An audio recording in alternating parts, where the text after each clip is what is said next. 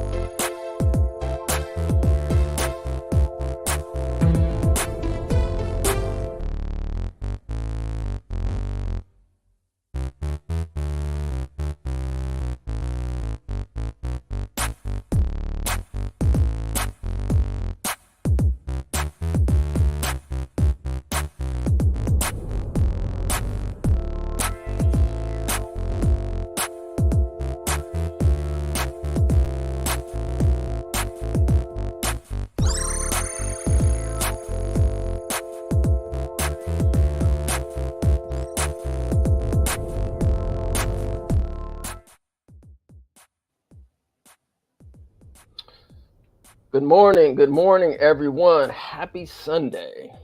Today is the 21st of January. If we haven't said Happy New Year, Happy belated New Year to everyone in the building. This is Emin, the Mass Media Group. It's another Road to Reparations show. We're on part 14, and we're going to be going into the Assembly 64 to 72. My name is Umoya. Good morning, everybody. Happy Sunday. This is Kim. Good morning, everyone. Again, happy Sunday. This is Darlene. All right, I guess let's get into it, shall we? Reparationsdoc.com, reparationsnowdoc.com. You get all the behind-the-scenes footage, and as always, we would really appreciate your support. Reparationsnowdoc.com. Reparations Now, the documentary theatrical release is now streaming on Tubi, so you can also view the theatrical release there. Go to ETM Media ETM Media Group Store.com. That's ETM Media Group Store.com to get all your latest merch. Reparations Now, cut the check, policy over party, and we actually got some new lineage-based reparation stuff up there too as well. So please go and support us at etmmediagroupstore.com. Another way to support ETM Media Group is to use our ETM Amazon affiliate link before you do all your Amazon shopping. Just click on the link first. It's available in the description to the show today. So click on that link and then shop your hearts out at Amazon. Also at Amazon, you can pick up our 2024 Reparations Manifestation Planner. Cut the check to keep up with, all of your thoughts and reparations manifestations for 2024. Okay, and always we like to remind you each and every week the following forms of reparations are restitution, compensation, rehabilitation, satisfaction, and guarantees of non-repetition. And always, what it's going to take for London-based reparations here in California, we need 41 assembly members, 21 senators, and 1 governor to sign these legislations that are coming forth, and that equals California reparations.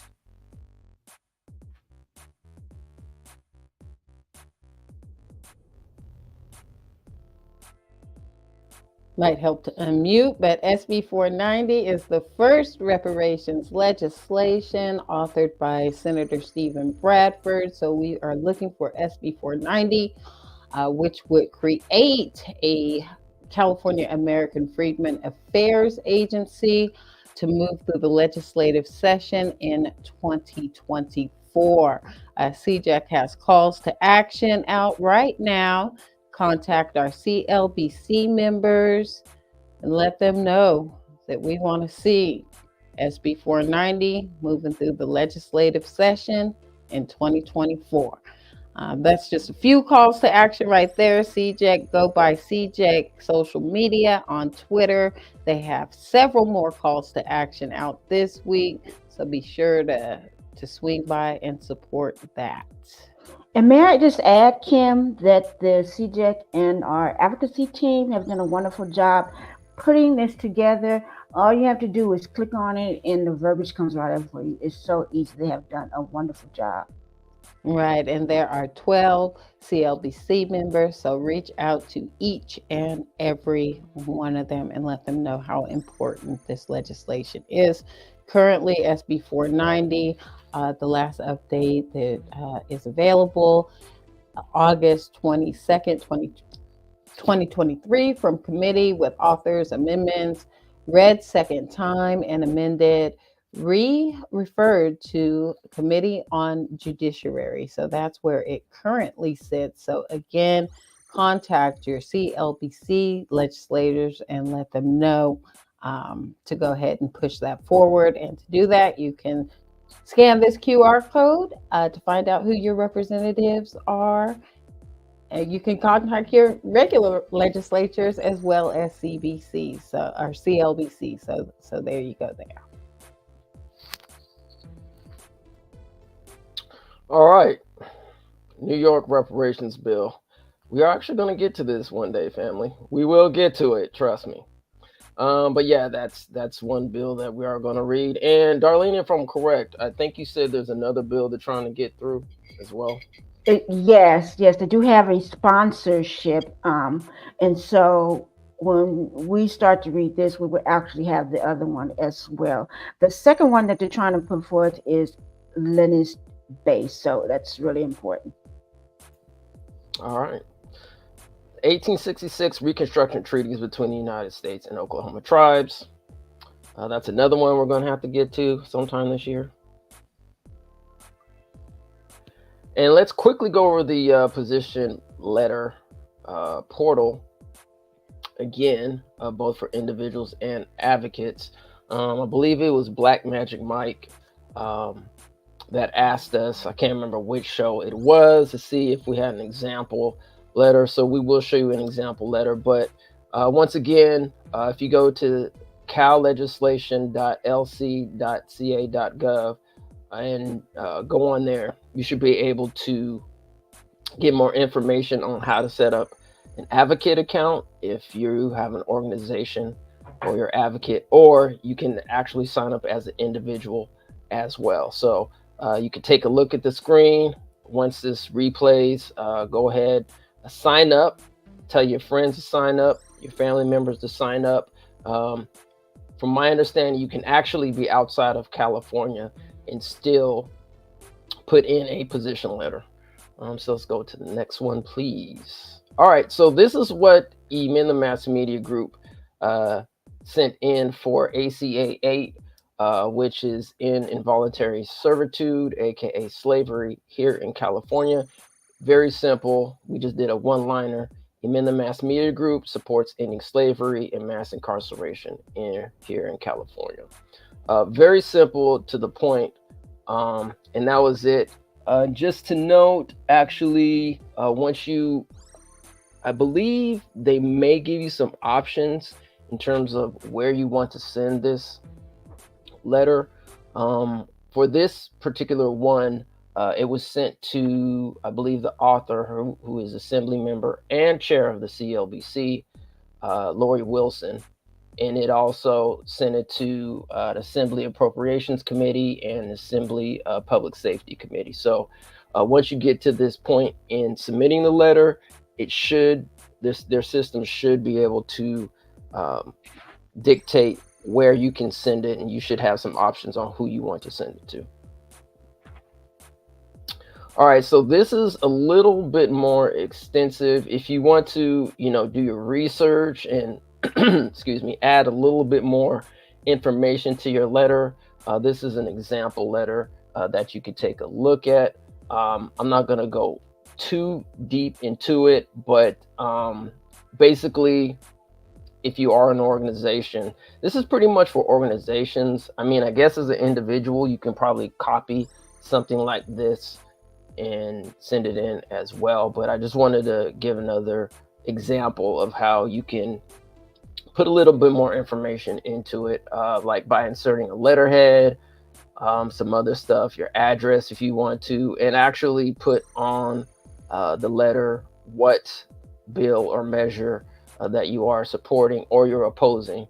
And if I'm correct, I think you can even put in something which is called supports as amended.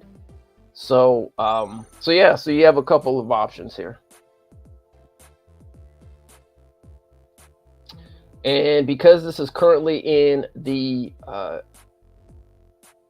believe, we said it's the SB 490 is currently with the Judiciary Committee. So guess same process in submitting a position letter. I do encourage everyone to submit their position letter to SB 490. It says position letters are due 7 calendar days prior to hearing. Obviously, at this point, we don't know what's happening with SB 490. We don't know when and basically when it's going to be heard again on the floor. So hopefully when we get that information, we'll let everyone know. The last time I did call into the Judiciary Committee, they said normally there is at least 7 days and more advance notice for this. So we're going to definitely keep an eye out on that as well. And don't forget that we actually, last week's show, we specifically went over the CLBC, the California Legislative Black Caucus. So when you have a chance, please check out that show from last week. And we actually had a guest on, Antonio Harvey as well, from the California Black Media.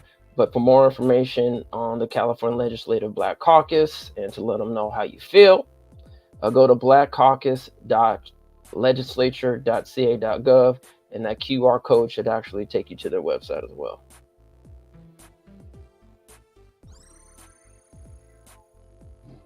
Thank you for that, Yamoya.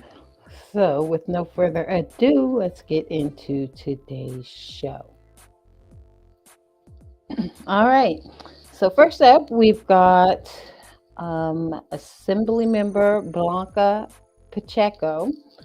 She's with the Democratic Party, and she is California State Assembly District 64. Her tenure is 2022.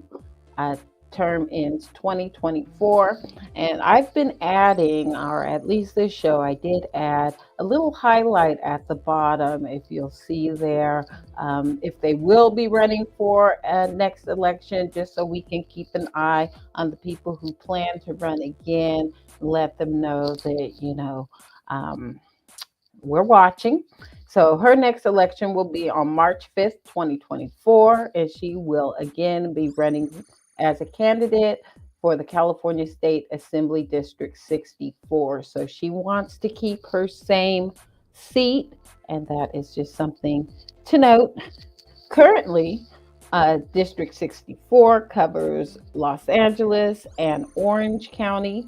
Assemblymember Blanca Pacheco has an office at the state capitol here in Sacramento, as well as one in Downey, California.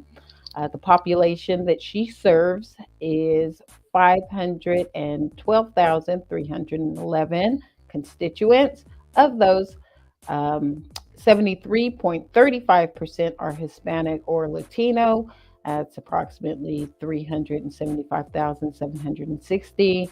White, 12%, 12.97% at 66,470. Black or African American at 2.37% at 12,139, and Asian at 8.84% at 45,300. Let's see. She supports accessible, affordable health care for all, standing up for immigrants, and ensuring equality for all. She was not in office at the time of the AB 3121 vote. And as I said, she is running again for Assembly District 64, and the primary will be held on March the 5th. So she has a very large Hispanic population in her district. Well, Los Angeles, yes. Mhm. All right. Mike Gibson, District 65, represents counties of Los Angeles. Cities also include Watts, Willow Rook, Compton, and Carson. He has, looks like, offices in the Capitol as well as in Gardena. Total population is approximately 500,000. White population is at 34,000 at 6.86%. Hispanic or Latino at 37.14%. That's 186,952. Black or African American at 19.87%, approximately at 100,000. Asian at 6.9% at 34,724. Supports police reform, social justice, education, health, and housing. Regarding AB 3120 vote, he voted yay, or yes, or aye.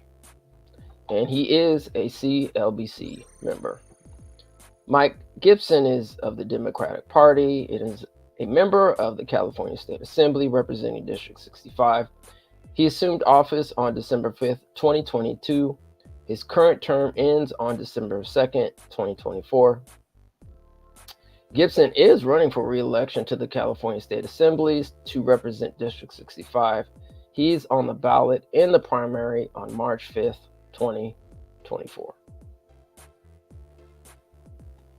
So that's one of higher Black populations at, what is that, 19.87%? Yep.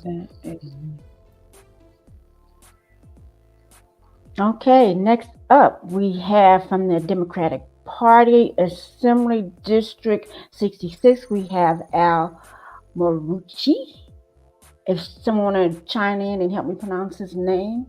I think that was close. That was close enough? Okay. I think right. it's Yeah, good enough for government work. Yeah, I think it's Okay. Maritsuchi. Maritsuchi.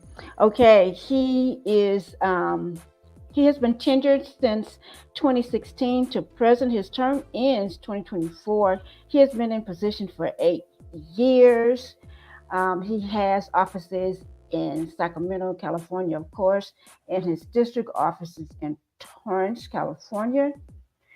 As of the 2020 census, his population is 474,015. His white population is 43.8 at 207 and 619. Hispanic or Latino, 21.46% or 101,741.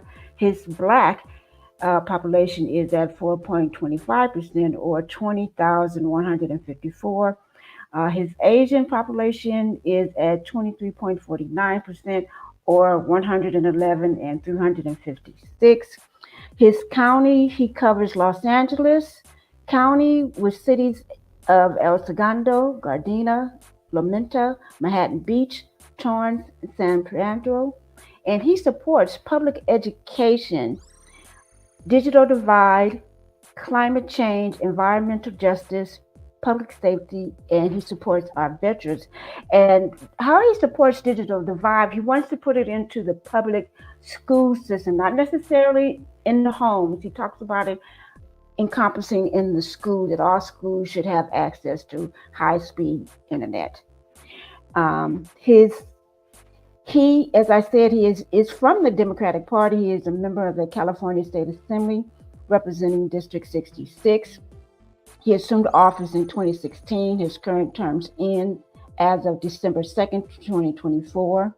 He is running for re-election to the California State Assembly to represent District 66.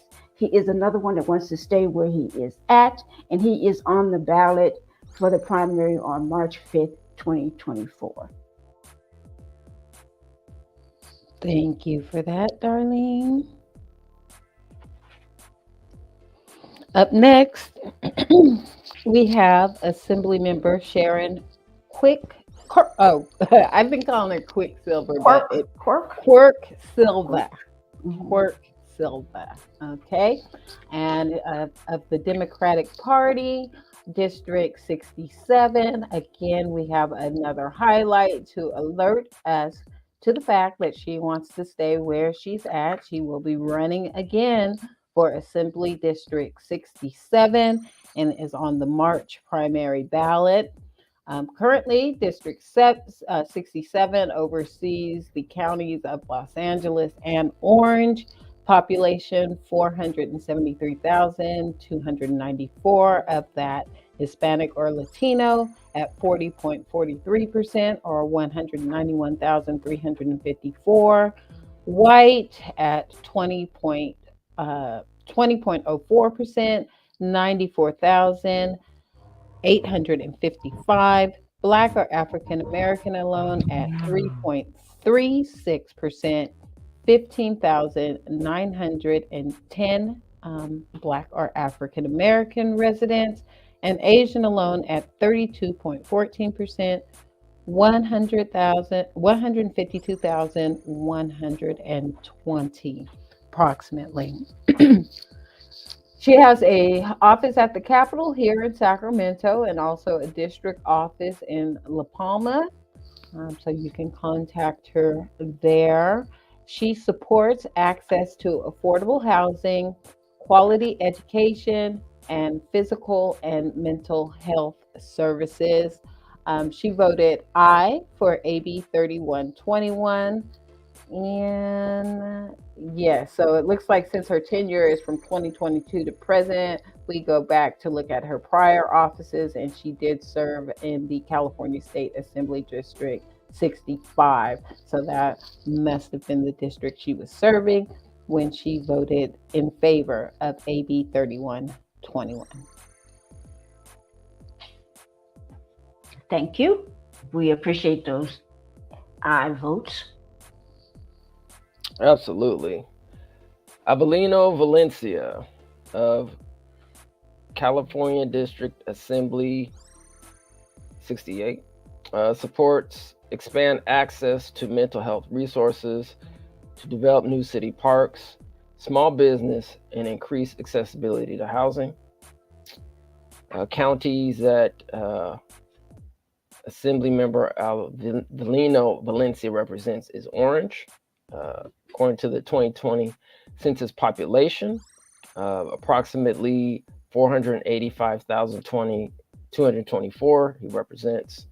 Of that, Hispanic or Latino is at 70%, which is very high, at 344,000. White at 75,000, or 15%. Black or African American alone is at a whopping 1.44%, at 6,984. Asian alone, 45,740 at 9%. Native American or Alaskan Native below 1% at 17%, and Native Hawaiian or the Pacific Islander at 0.22%. Abelino Valencia is a member of the California State Assembly representing District 68. He assumed office on December 5th, 2022. His current term ends on December 2nd, 2024. Valencia is running for re-election to the California State Assembly to represent District 68. He is on the ballot in the primary on March 5th, 2024. Okay, thank you for that. So also representing Orange, so that is a huge Hispanic populated Yes, and, area. and to note, he was not in office at the time for AB 3121. I did not mention that. Yeah, and so Kim, you mentioned that it's a huge Hispanic population, and on that flip side, you could always also mention that there's a very low black population. In Orange Very County, low. very low. Mm-hmm. Mm-hmm. So anytime you see Orange County, you Yeah, know, anytime I you know think, you. yeah, you just already know, just already you just know. already know. Yes, okay. And next up, we have Representative Assembly Member Josh Lowenthal. He is with the Democratic Party. He represents District 69.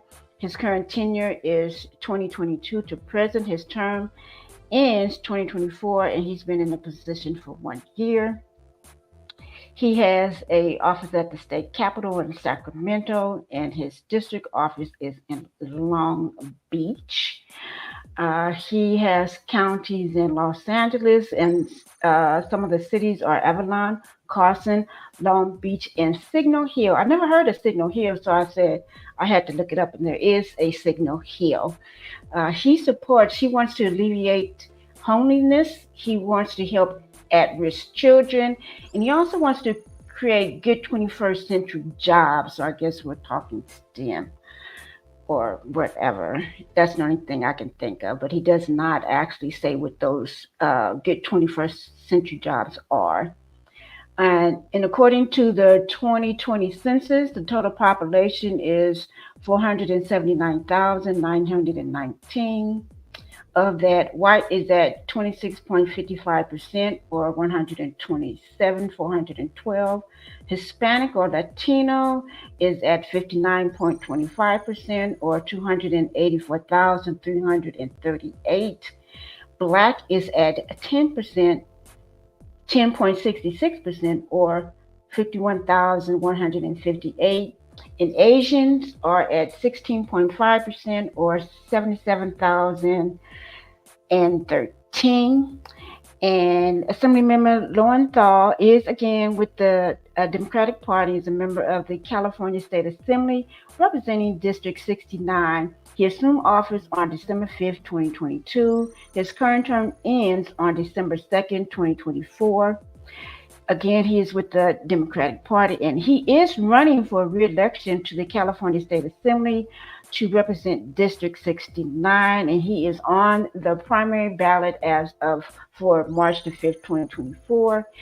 And Representative Lowenthal was not in office during the AB 3121 vote. Okay, so he wants to keep his This, job as well. Well, keep his job where he's at. Right. Yeah. All right, here's another one that wants to keep his job, Republican this time. We have Assemblymember Tri Ta, California State Assembly District 70. Again, he will be running for Assembly District 70 again and is on the primary ballot on March 5th, 2024. So that's just something to note. He represents the county, Los Angeles. He has a office at the state capitol here in Sacramento and a district office in Westminster, California. Population is 476,402. Of that, we have white at 32.9% or 157,000, Hispanic at 39%, that looks like, at 189,000. We have black at 10.5%, 50,000 approximately, and Asian at 12.3%, 58,800 residents or so. Let's see. He did not have a lot of information at his official Assembly member website. I will say that. So I had to do some some searching to find out what issues he supports. Fortunately, he did have a website, a campaign website, where I found some more information on that. He supports helping small businesses, a smaller, more efficient government, transportation, and education. As I stated, he is running for Assembly District 70 in the upcoming election and will be on the ballot, the primary ballot, March 5th, 2024.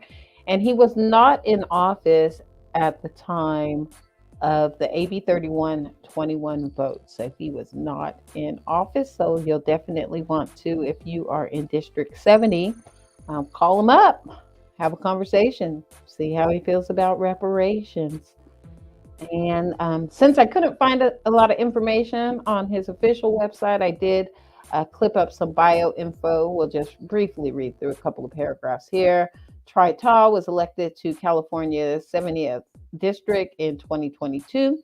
Previously, Tri served his first term on the Westminster City Council in 2006. 2 years later, he was selected to serve as mayor pro tem up in 2012. Tri-Taw made history and became the first Vietnamese American elected mayor in the United States. Tri-Taw is a husband and father to 2 daughters. Taw's American dream started when seeking political freedom. His family immigrated to the United States from Saigon, Vietnam, within just a couple of years of arriving here with hard work and determination. Tri graduated from Cal State Los Angeles. So he has quite the immigrant success story. Hard work and determination. That's right. Pulled himself up by his bootstraps. Mm-hmm. Well, speaking of Republicans, and oh my gosh, just to note, man, like, I mean, I don't know about y'all, but not all, but I would say a lot of these Republican websites are very sparse. Very sparse. Very. I was going to say that on my next one. Yes, I was going to say that more on my next slide. Yes, you're absolutely correct. Mm-hmm. I mean, it's like, man, you got to sit up here, dig all kind of information. I had to go to Wikipedia on this last time.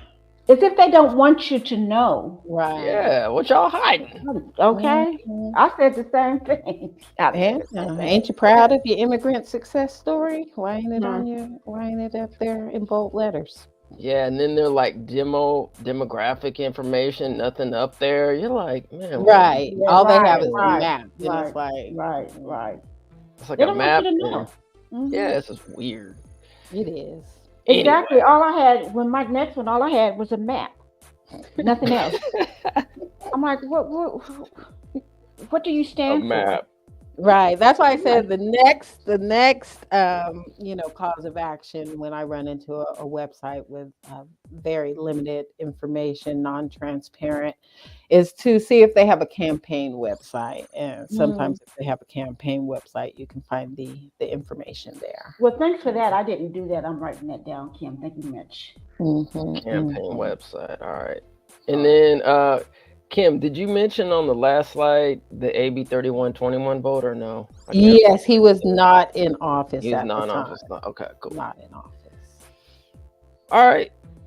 So we have Kate Sanchez. She has offices at the state capitol and an office in Rancho Santa Margarita, California. She also has a satellite office in Marietta, California. And no, that's not Marietta, Georgia. But yes, there's a Marietta, California in this state. All right. She supports parental rights, public safety, fight against California tax increases, education reform, solutions to California's public school issues. Represents counties of Orange and Riverside. Population approximately 495,944, with a white population of 54% at 267,000, Black at 3% at 14,000, Native Americans at 0%, Asian at 10%, 49,000, Islanders 0, Others 0, and Hispanic at 26% at 128,945. Kate Sanchez of the Republican Party is a member of the California State Assembly representing District 71. She assumed office on December 5th, 2022. Her current term ends on December 2nd, 2024. Sanchez is running for re-election to the California State Assembly to represent District 71.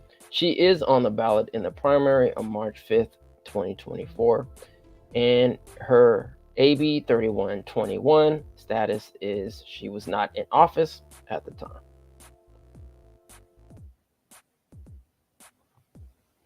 Okay, it appears everybody in this batch wants to keep their job. Looks like it. It does. Okay, next up, and I've ran across the same thing with Miss Assemblymember Diane Dixon. She is with the Republican Party, Assembly District 72. Her tenure is from 2022 to present, and her terms in 2024. She has been in this position for 1 year. She has, of course, a state capital office in Sacramento, and her district office is in Newport Beach, California. Her counties includes Orange with cities of Huntington Beach, Laguna Hills, Lake Forest, Seal Beach, Laguna Hills. I said that already, so we'll have to correct that one. And Isidro Villo, which is a Spanish city that has just recently been incorporated. And there was not a lot on Miss Dixon as well. I will say this is her second career. She has been a businesswoman for over 40 years. And so this is her second career, but she does support school safety, public safety, and she has a lot of philanthropic endeavors that she oversees. Her total population is 485,796, with white being at 36.3% or 176,000. Hispanics at 26.8%, 13,000. Blacks at a whopping 1% or 4,904, with Asians at 32.6% at or 159. Assembly. Darlene, before I just want to clarify, I think you may have said for the Hispanic population 13. It looks like 130,000. Yeah, 130,000. Yes. All right, cool. It's 26.8% at 130,000. Thank you. All right, thank you. Assemblymember Dixon is with the Republican Party, and she is representing District 72. She assumed office on December 5th, 2022, and her current term ends on December 2nd, 2024. Assemblymember Dixon is running for re-election to the California State Assembly to represent District 72.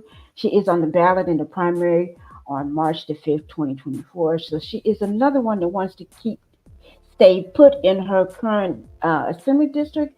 And Assemblymember Dixon was not in office for the AB 3121 vote.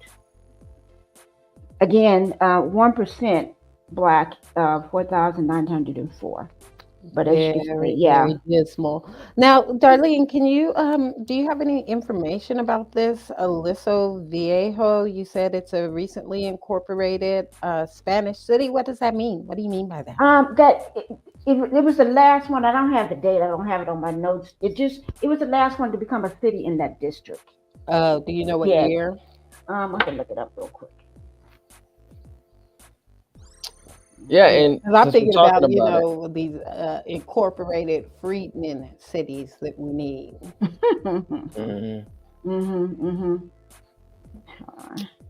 Yeah, and I wonder if you can actually have two names of the. I'm just curious of the same city name in a state. I wonder if that's even possible. Because I know, it said Laguna Hills twice, but No, I'm I just mean like, that may just be a mistake. I just typed it, but still, it's just a question, like, well, yeah, what yeah, happens if yeah. there's like two Sacramentos in a state? You know what I mean? Well, is Well, I that mean, you have your legal to do that? north stack, west stack, I mean, something like that. But wouldn't it just be as of July 1st, 2001? 2001. I Yeah. see. Mm-hmm. Okay. Yeah. Duly noted. Mm-hmm. So, do you mean like you more like west stack, north stack, something No, like I'm that? talking about literally having the same city name in the same state. Like, is that a possibility, or is it like how? I'm assuming that each state has some type of accountability process where they're like, no, you can't use the city because somebody already has that name for that city, right?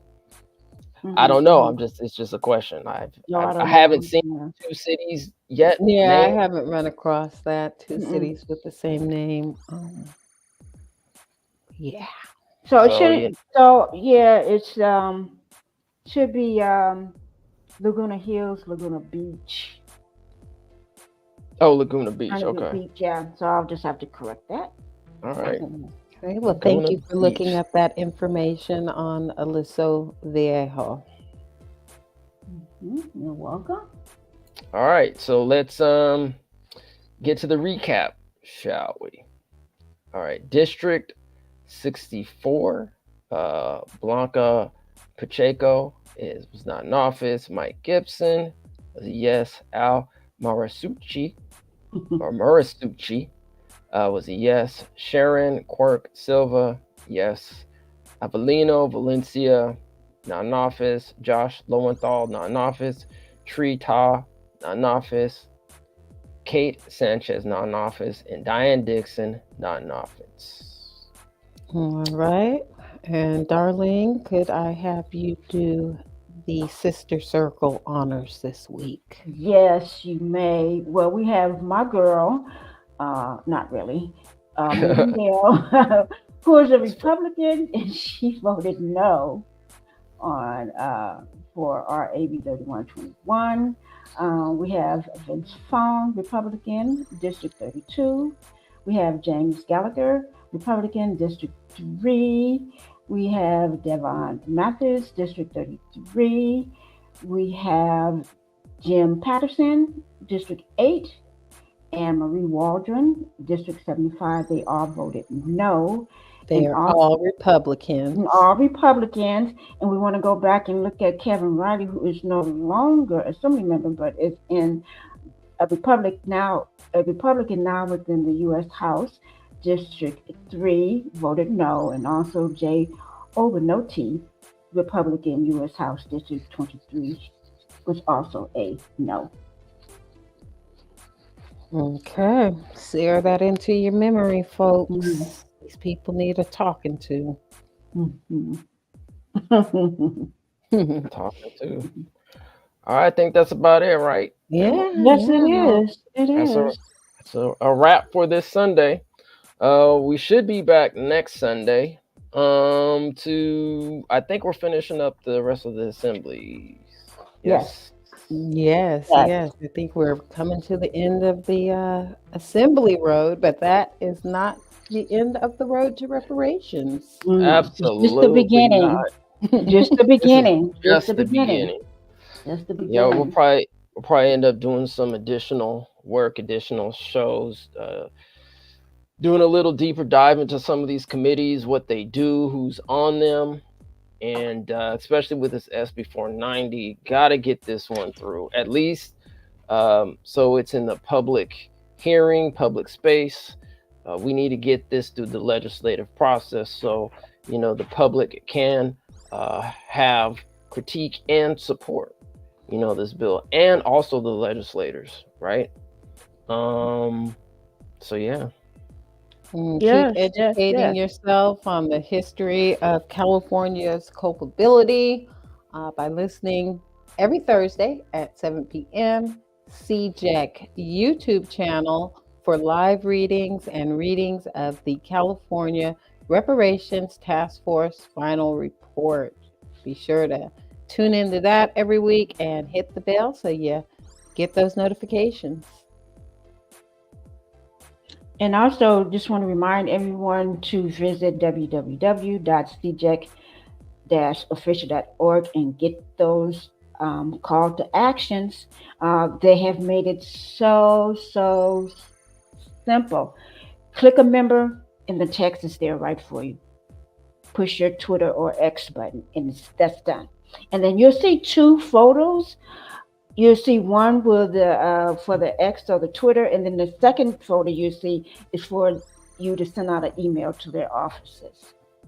It is just they made it so easy. So please, everyone, I encourage everyone to get involved. This is an easy way. You're at home. Click that button. Thank you. Absolutely. Sometimes I know people say, well, what about solutions? What about solutions? Well, this is one solution. You can get involved, hit that QR code or go to blackcaucus.legislature.ca.gov or find your rep. And here in California. And once again, if you're not in California, we would really appreciate it. And I mean, if there's something, once again, if you feel like, ETM could be of some service, please hit us up at etmmediagroup@gmail.com. That's etmmediagroup@gmail.com, and let us know what's going on in your state. We actually covered the Fulton County Reparations Committee hearing. I think it was last week at some point. And I don't know what's going on out there, family, in Atlanta, our Georgia family out there, but those, at least from what the committee is saying, is it's not well attended. So wherever y'all at, I mean, if we can highlight what's going on out there, some legislation in your area, we would definitely, like to do that. Obviously, we're focused predominantly in California because we are in California, and because, let's just face it, so goes California, so goes the nation. And for right now, we are leading the way in this reparation space. But this is a team game. It's not a individual game. This is a community uplift. And so we all have to be hands on deck and to make sure that we're all involved with this process. As I said before, if you guys missed earlier on the show, sign up for that portal. Send in your position letters, right?